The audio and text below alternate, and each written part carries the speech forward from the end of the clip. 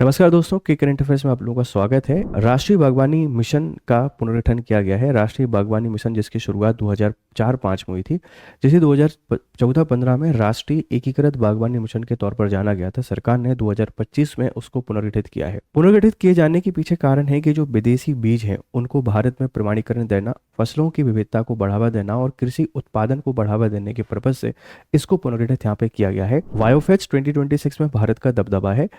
Germany के Nuremberg में आयोजित विश्व के सबसे बड़े जैविक व्यापार मेले में भारत को कंट्री ऑफ द ईयर के तौर पर नामित किया गया है। यहाँ एपेडा के द्वारा भारत की 5 जीआई टैग फसलें, चावल की जो 5 प्रजाति हैं, इनका प्रदर्शन यहाँ पे किया जाएगा। इसी के साथ में ढेर सारे और भारतीय उत्पाद का प्रदर्शन किया जाएगा।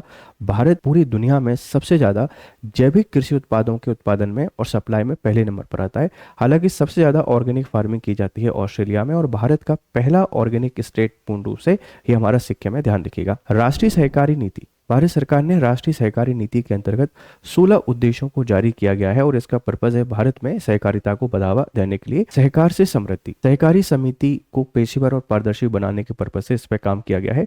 अभी आपने देखा होगा कि त्रिभुवन जो सहकारी विश्वविद्यालय है, भारत टैक्सी ऐप, ऐसे ढेर सारे इनिशिएटिव सरकार के द्वारा यहाँ पे लिए गए हैं। विश्व रक्षा प्रदर्शनी WDS 2026 ये रियाद में होगी। भारत ने सऊदी अरब में अपने स्वदेशी रक्षा उत्पादों का प्रदर्शन किया।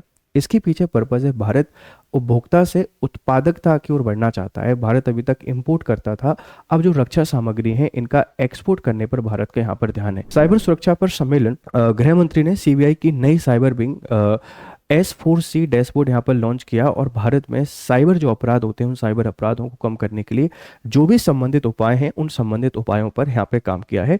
तो आप इन सारी खबरों से बहुत सारी चीज़ें सीख रहे होंगे, ठीक है। और लोकसभा अध्यक्ष के खिलाफ अविश्वास प्रस्ताव यहाँ पे आया हुआ है। आप सबको पता है कि विपक्ष ने लोकसभा में स्पीकर के खिलाफ अविश्वास प्रस्ताव लेकर आए। 94C नियम के तहत ये प्रस्ताव लाया जा सकता है और आर्टिकल 96 भी इस पे हमेशा चर्चा में रहेगा। एकीकृत बागवानी विकास मिशन MDH का नवीनतम पुनर्गठन किस वर्ष किया गया है, आप बता देंगे। 2025 में इसको पुनर्गठित किया गया है। उम्मीद है सारा डिस्कशन आपको पसंद आ रहा होगा। आपकी फीडबैक हमको जरूर दीजिएगा। Thank you very much, have nice time, good day.